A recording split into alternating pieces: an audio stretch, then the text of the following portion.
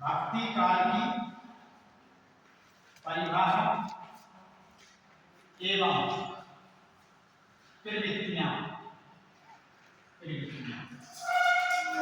पहला तो प्रश्न यही है कि भक्ति काल की परिभाषा क्या है?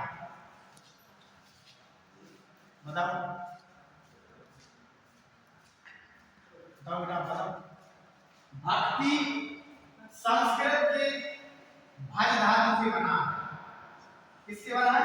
भज से। भज का अर्थ होता है भक्ति करना,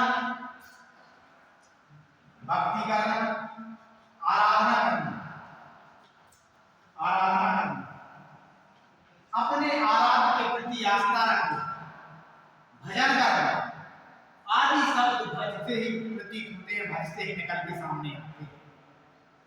एक प्रश्न यहाँ और बनता है कि भक्ति काल की समय सीमा क्या है? 1343 से 1643 तक। 1375 से 43 आचार्य नाम के अनुसार संवत 1375 से 1700 तक की संवत को आचार्य नाम ने समय सीमा भक्ति काल की निर्धारित की है। भक्ति काल में प्रवृत्तियां क्या है? देखो समय को लेकर भी अनेक विद्वानों के अलग अलग मत रही। ये तो किताब में 1343 है बेटा 1343 और किसी के अकॉर्डिंग होगा, लेकिन आचार्य ग्रंथ के अनुसार 1375 से 1700 आदि काल की क्या है? 1050 से 1375, 1375 से 1700, 1700 से 1900 और 1900 से 1904 ये समय सीमा है तो आचार्य रामचंद्र शुक्ल की है और संवत में निर्धारित है। ठीक है। भक्ति काल की प्रवृत्तियों की अगर हम बात करते हैं तो उसकी पहली प्रवृत्ति होती है भक्ति भावना की प्रधानता। भक्ति भावना की प्रधानता। इस काल में ज्यादातर ग्रंथ भक्तिमय लिखे गए, पूरे ही काल में भक्ति को ही प्रधानता दी गई। दूसरी इसकी प्रवृत्ति होती है लोक मंगल की कामना। लोक मंगल की कामना, लोक मंगल की कामना।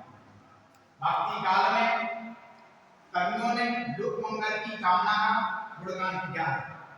तीसरा गुरु की महत्ता पे, गुरु की महत्ता पे, गुरु की महत्ता पे।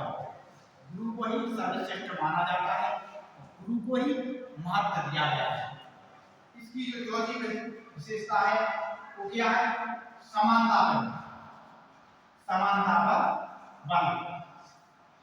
इस काल के कवियों ने ऊंच नीच एवं जाति प्रथा का विरोध किया है। कवि कहते हैं कि जाति पाति पूछे ना कोई, हरि को भजो सो हरि का हुई।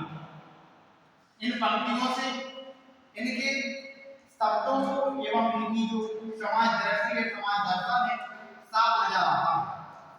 इसकी पांचवी दृष्टि जो विशेषता है वो है प्रकृति। प्रकृति के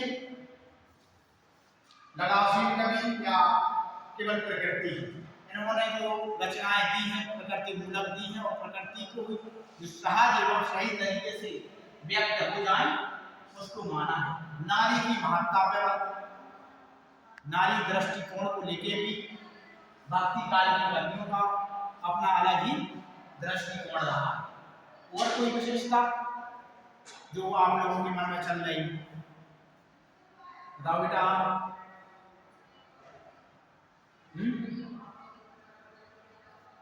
बोलो।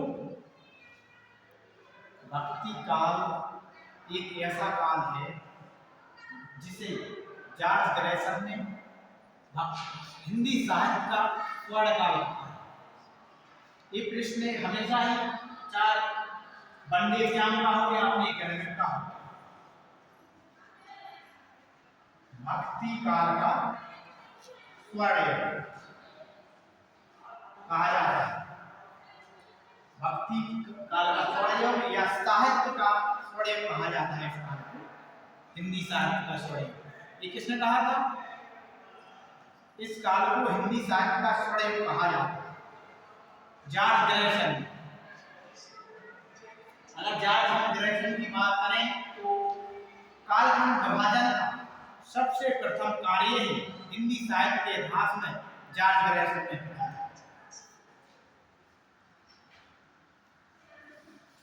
ठीक है भाई, अब बाकी ये जो प्रवृत्तियां लिखाई हैं इनको नोट कर लेना और लिख के लाना। ठीक है, धन्यवाद।